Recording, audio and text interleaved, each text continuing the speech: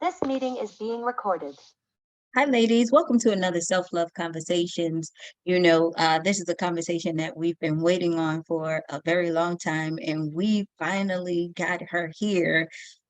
Miss Dr. Sandra Cumpter Boynton. She is the Executive Director of NAMI Broward. Did I say that right? Broward, that's correct. Broward, NAMI Broward. And we also have Miss Wonderful Ashley Bianca Jones. And you ladies know that this month is Suicide Prevention Month. And one of the things that we wanted to talk about and bring up in this topic is just to bring up the awareness and also to hear a real life story from someone about the feelings and the thoughts and some of the things that we can look out for when it comes to suicide. And um, we want you to be able to listen for your children. We want you to be able to listen for yourself. So ladies, thank you so much for being here. And thank you so much for having this conversation because it's very important, especially now. Thank you so much for having us. And Yes, yes, thank it you is for a having very us. important topic. Yeah, so I will start out with you, Dr. Sandra. Just say, explain to the audience exactly, what you do and how do you play a role in helping with suicide prevention. Okay. So my organization, it's NAMI, the National Alliance on Mental Illness, which is a national organization, and with local affiliates throughout the country.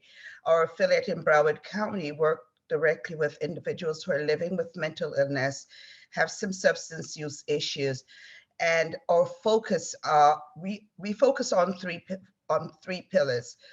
We provide educational programs to the community. We provide support in groups and meetings and trainings. And we also do a lot of advocacy just to bring mental health services to the forefront and to make sure that we always keep it in sight as an issue that pertains to every person. It does not discriminate. Mm-hmm. And Ashley, if you can introduce yourself to the audience.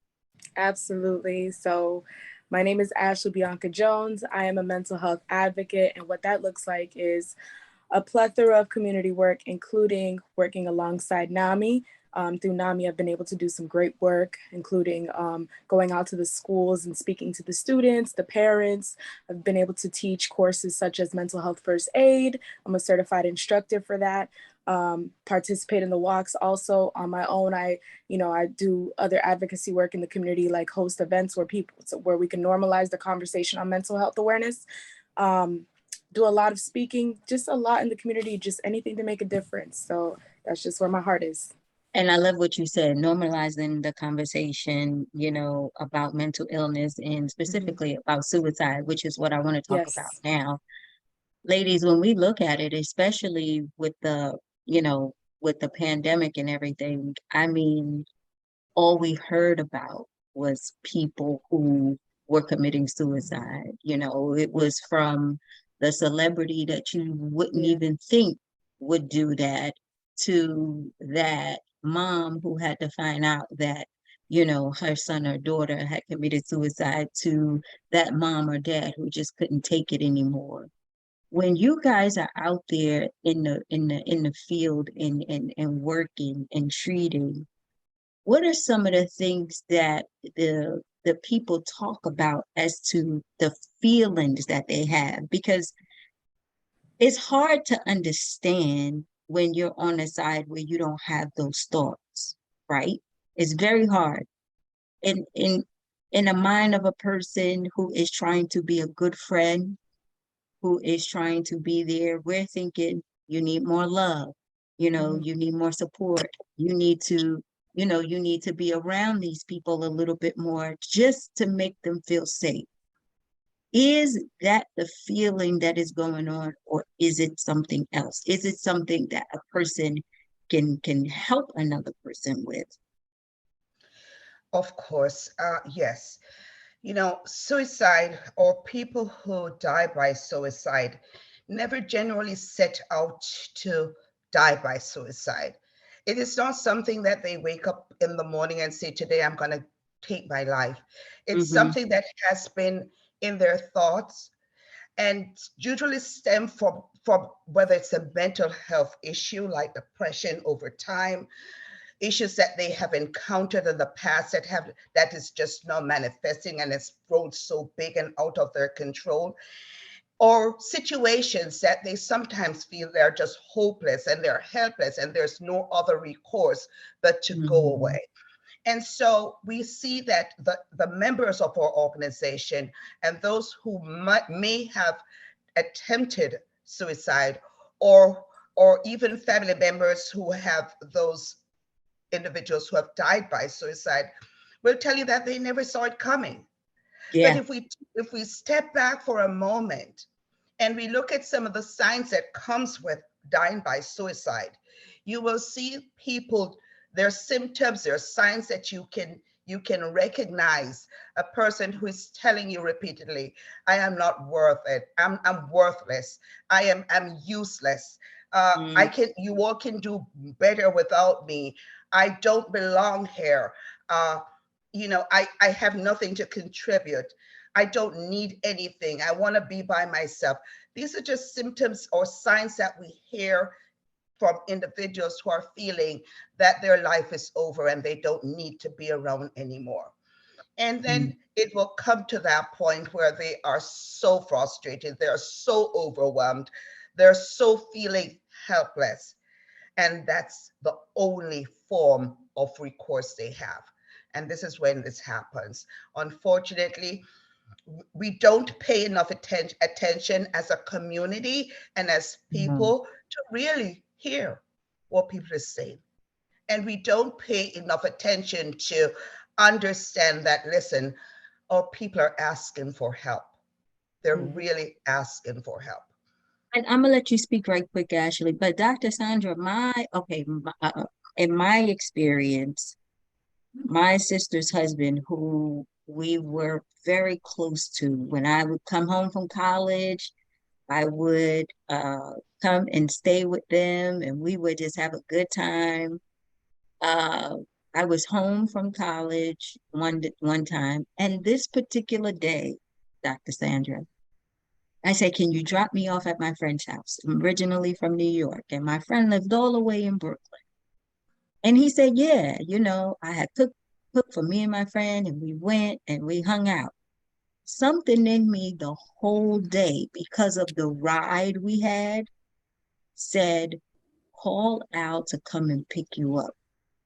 Hmm. But I ignored it because I was like, no, like I was, I could take the train home because I didn't want him to come all the way to Brooklyn. And to make a long story short, he shot himself that night, right? In the head. Now, police officer, good in the community, you know, we thought he was happy. I don't know what him and my sister, talked about intimately, right? But for me, I was so confused. And that's why I asked the question, because I was like, damn. And I did the thing where I blamed myself. If I could have, I felt it. Like if I could have just called him, maybe he would still be here, right? That is so sad. Very, very sad. But but being on this side, we're saying to ourselves, like, what was so bad? Like when you're the family member, it's like, what was so bad? I thought, the love that you were giving was enough, and what we were giving was enough. You didn't, like you said, maybe we wasn't paying attention, but it was like we thought we was happy, or the No. mask that he had must have been very, very, very well trained, because we didn't know. We did not know. In And so in that's be why I asked that question. And before I give Ashley this opportunity, I hear this a lot. I hear this a lot because, and I say we just don't pay attention. Do Yes, you ma'am. know when we go and we say, "How are you doing?" and somebody says, "I'm fine," and that's it. We Yeah. just don't take that time to listen, because I think as you're speaking to me, I think of somebody like Robin Williams, who died Yeah. by suicide, and nobody expected a jolly, happy, funny person like that to take his own life. But we realize that sometimes, we're not listening. We're not listening to that inner voice. And so oftentimes, like you say, you blame yourself because you go, what did I miss? Yeah. What did I miss? Yeah. And the professionals will tell you that there are certain professions, healthcare professionals will tell you that there are certain professions that we really have to pay more attention to than others. I heard you say he was a police officer. Yes. And we talk about the trauma that they experience on a day-to-day basis, the secondary trauma, the things that they see, the lifestyle that they live. Firefighters is also another very high category of individuals, professionals, nurses, doctors, people who experience this. And then we think back on the trauma that we have experienced as young children growing up, that we never brought it with us. We never consciously brought it with us today. But sometimes something triggers and it manifests and it becomes so much for you. Now that you say that, my sister said that he would always tell her, I can't give you the life that you deserve. Like he used to tell her that, like, I can't give you, and he struggled with addiction. And what happens in New York is if you are in law enforcement or anything like that and you struggle with addiction, they send you away, so you don't lose your job and then you come back. But we didn't know this until after the fact. But for a child or someone like me who didn't know any of those things, I blamed myself for a very long time because I said, when I felt that I should have called, I should have called, and I didn't. I can only imagine, but it's not on you. Right. I know you've probably overcome that right now. If you had asked him, he probably would have said, I'm okay. Yeah. I'm fine. I'm going to give Ashley a chance to speak because I want to also, and I know Ashley probably, I'm picking up cues from what you're talking about, from what you're saying, and you talk about the substance use. And we know that substance use is also another way of masking on the current issues. And 100%. so Ashley, why don't you go ahead? I know. So, so many good points here. Everything that Sandra said, like as far as like the statements that people make, like I'm not worth it, I don't belong here. I have felt every one of those feelings, each and every one of those. Now, so many good points here in this conversation. I don't even know where to start. So another thing is, a person who may be experiencing suicidal thoughts does not just have one type of appearance. They can be the happy, the jolly person, the high functioning. If you've ever heard of high functioning depression, somebody who lives a normal life, maybe at the peak of their career, they're able to function daily, doing normal activities. You would never be able to tell. That's what's happening a lot lately. That's what I've been seeing a lot on social media. People who are at the top, at the peak of their career, you would never expect that from them. Right? See, because I know the signs and because I know, okay, that's probably their way of masking, I'm like, I don't get shocked at these type of things when I hear them because I'm like, those are the ones. And if you listen clearly, if you pay more attention, if you educate yourself on mental health and the signs and the symptoms and whatnot, you'll see, oh, they may have been crying for help. Oh, or maybe that they were masking how they were feeling, just a side note, I encourage everyone to take a mental health first aid course. It'll enlighten you. It'll really educate you more on signs, symptoms, how to assess the situation, how to assess a crisis. Obviously we can't save everyone. We're not superheroes. Right. It doesn't make you a professional, but it can give you more knowledge than you walked in with. I swear taking that course changed my life and a lot of people around me. Now, another thing is, so we talked about the appearance, how, people feeling suicidal thoughts, that it doesn't look just a certain way. And some people, you can tell. And one thing I learned with taking that course is that it's okay to ask, hey, are you having suicidal thoughts? At first, I was so opposed to it. Because I'm like, but what if I trigger something? But what if they just say Yeah. no? They could say no, but from experience, even recently, I've had to ask someone recently, and they've looked at me like, yeah, I am actually.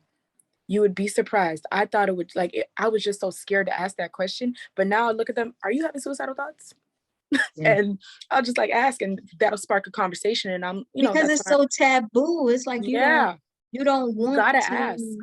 you don't want to feel like you're infringing on someone, and you don't Yeah, want to feel like you're triggering them, but you want to be able to understand, yeah, so that you can help.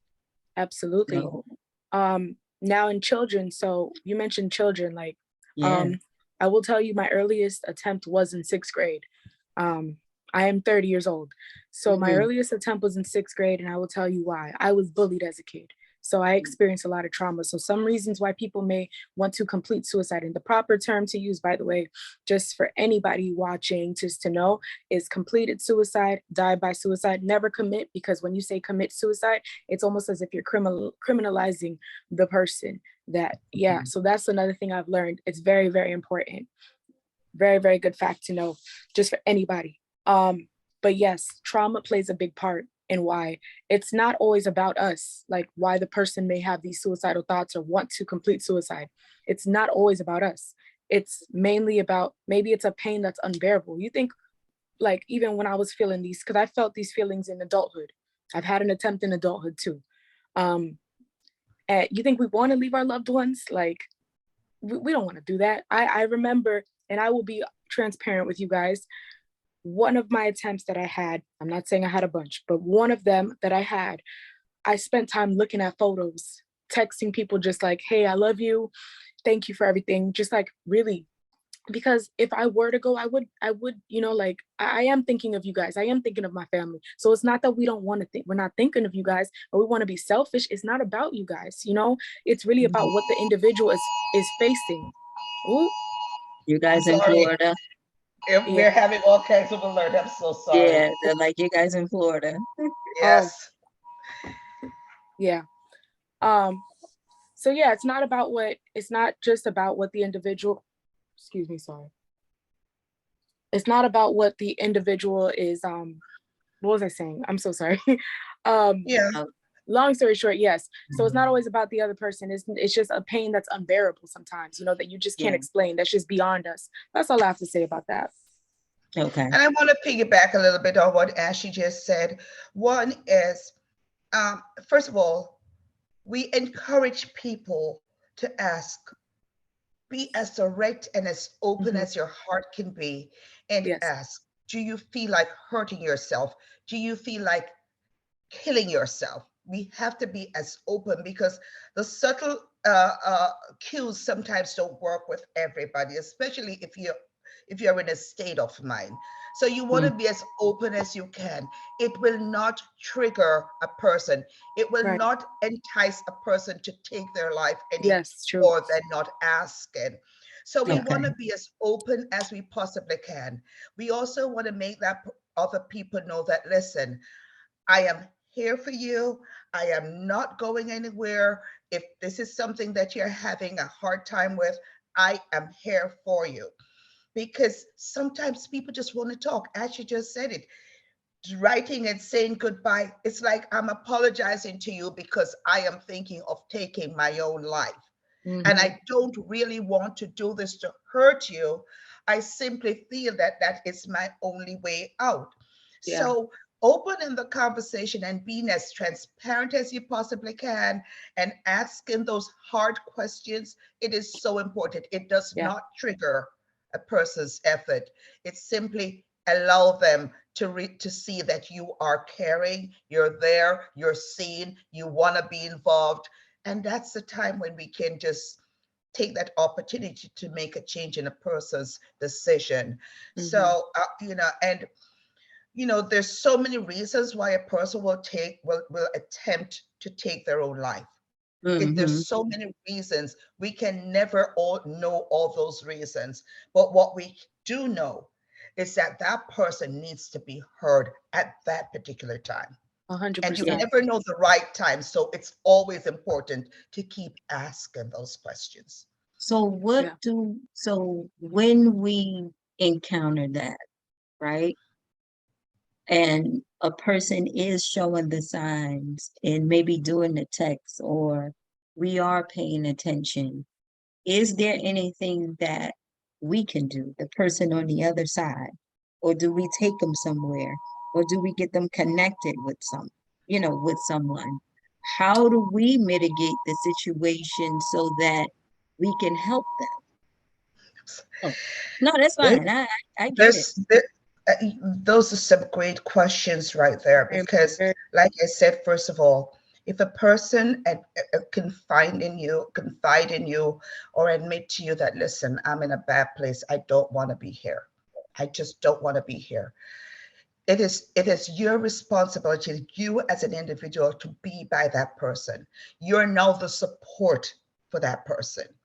Don't leave them alone. If you're aware of any way that they can take their own lives, if they have a gun, if they have Mhm. pills, whatever the case might be, you're attached to the hip right there. The Gotcha. next thing you do is you talk to them to let them know not only that you're physically there, but to hear it, yeah, verbalize it. and 100%. and and as you're doing this, you make sure that you tell them of the resources, you tell them of the Mm, importance they are to this world and to themselves and to you, and you tell them of the resources, and you contact the people who may have more influence, usually the person who is a professional. You yes. contact the professional and you say, listen, I'm staying with you until we call the doctor or the psychiatrist. I'm staying with you until we get help. I am not going anywhere. And Hmm. so, you reinforce their importance. You reinforce how much their life means to you Hmm. and how much you are there for them. And once you get all that, you make sure you put everything in place. You tell them where to go. Usually, the new number 988, Nice. I'm not sure if you're aware of 988. 988 is a new suicide hotline. It's it's uh it's it does not replace 911 in any way. It does not replace what we have here in Broward County, which is 211, which is an emergency number. It is simply a new number, an easy number for people who are experiencing behavioral health issues and suicidal thoughts, for them to reach out to professionals who can guide them. They call that 988 number, somebody's on the other end of the line, and they'll shepherd them through. They'll tell them, okay, this is this place I want you to go to. Is there anybody with you? There are counselors, trained counselors, who can work with them through that issue. And Hmm. great if they have somebody else there with them. So, Gotcha. and if 988 doesn't work, there's always 211. That's another Hmm. Hmm. suicide line.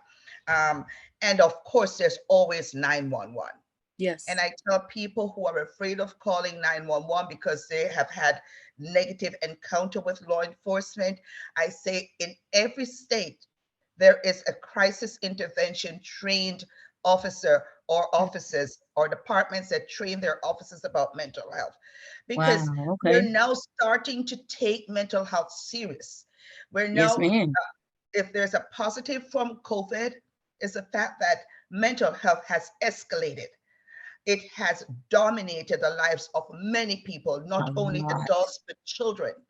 And so people are seeing it and working with it and acknowledging that it exists, it's real, and it doesn't factor in who you are. So there's 911, there's 988, and there's 211. So as a person who is next to that person who is telling you that, listen, I'm done, I'm out, I'm checking out, Yeah. those are the numbers you call immediately. And so my last question, Ashley, is for you, and that is, for those people who have been thinking about it or did, can you tell them and us, how did you get to the other side of where you are right now? How did you make that leap from the attempt to now being an advocate? Because I believe that is something that is important to hear, because if you stuck in it, what was the hope that allowed you to push through to get to where you are? Number one, it's super important to have a good support system. Without that, like, it's just, that can really determine a lot. So you have to And have that support system is there to help you. Like what does the support system do for you? be there in your time of need. I have a great family, great friends that were there reassuring me throughout everything. They were there in support of me going to therapy, Gotcha. encouraging me and telling me everything, like, affirming me, Mhm. reassuring. Um, Also my faith. I'm a believer. Yeah. I'm a Right now I'm actually doing a 30-day, I have a 30-day challenge that I'm giving myself. Each day I write a Bible verse each day for 30 days, and just It's something that, awesome. and I just, I write to God, literally. Mhm. I have a journal, but that, and then my therapist is amazing. I encourage therapy 110%. They're not there to fix you. They are there to give you the tools necessary to help navigate through your situations. Um, and another thing that really got me, that kept me motivated and going, is really knowing that I have a purpose and that people are also counting on me. You know what I'm saying? I have to be the best being before I can pour into others 100%. I make sure I Right. take, so before anything, before I go in front of anybody. But it's just like the platform that I have, the people that are looking to me for resources, for I serve as a mental health advocate. You know what I'm saying? So it's just like I realize Yes. there are that are experiencing just the same, if not more or even less, whatever, the feelings that I felt, and that they also need help, and they, like, it's Like important for you me. understand. So you found your purpose through your Yeah. journey. So now Yes, the feeling that you get by helping others is also helping you, it right? does. Yes, 100%. Like, of course I have my days, I'm human. And Yeah. just because doesn't mean that, oh, I don't have my days, but I do.